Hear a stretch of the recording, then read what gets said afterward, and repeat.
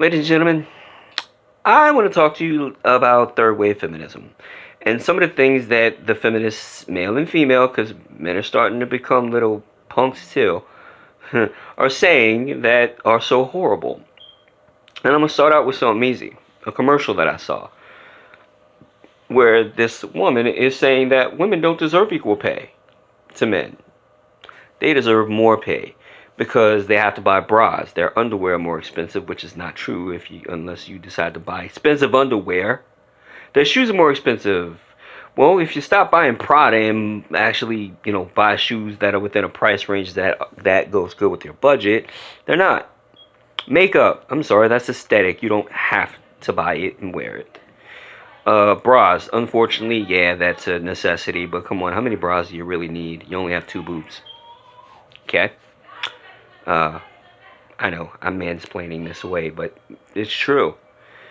You know, a lot of the time, the luxurious items that women get, there are things just like it that don't cost as much. So no, ladies, you do not deserve more pay than a man. You deserve equal pay, which is what you fought for.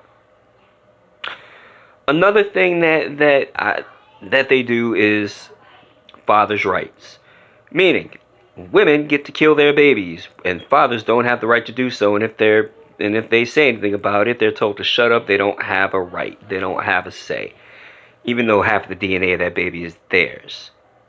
Because just because, ladies, you don't love that baby that you're about to murder brutally and horribly, doesn't mean that I can't love that baby that you're about to murder brutally and horribly. Fathers' rights, such as not being able to see their child unless they pay money to go to court, because courts don't just give you these things for free. And yeah, no, if you get divorced, custody's not part of that. Nah, it's two separate cases.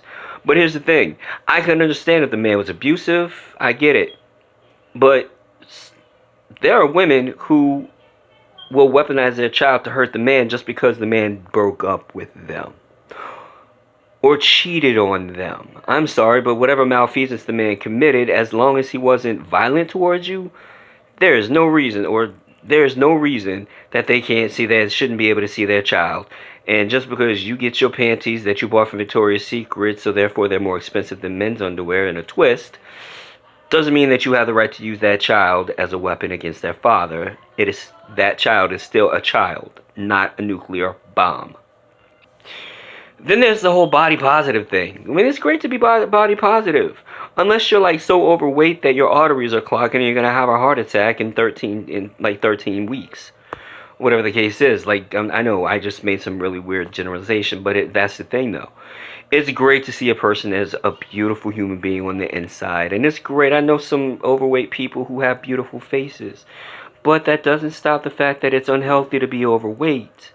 And this whole thing about, being body positive, oh yeah, it's great if you're overweight to these people. But it's also not good if you want to dress in like a mini skirt and a crop top, because then they'll say you're just putting your stuff on display for men to gawk at. But hey, it's okay to be sexual beings. Seriously, I'm thinking that third wave feminism just wants every woman on the planet to just become lesbians or bang gay guys. Speaking of which, this whole thing about mansplaining, which is simply termed whenever a woman makes a point and a man argues against the point, he is considered mansplaining and should not have an opinion. Even though, if a man has an opinion that agrees with the woman, it's not mansplaining. Well, what is it? It's explaining, I guess. I don't understand that. But then again, we're all talking about the women who go, I have boobs, so I don't open my arms to make room for them while you open your legs to make room for your balls when you're sitting down. That's manspreading. Yeah, well, when your boobs get really sweaty from sticking to your arms, then yeah, I understand. But seriously, you think it's rude, but you don't sit there and ask, hey, can you close your legs so I can sit down? No, you just assume that a guy is waiting for you to come sit down so he can say, yes, I dominate the space. No, no.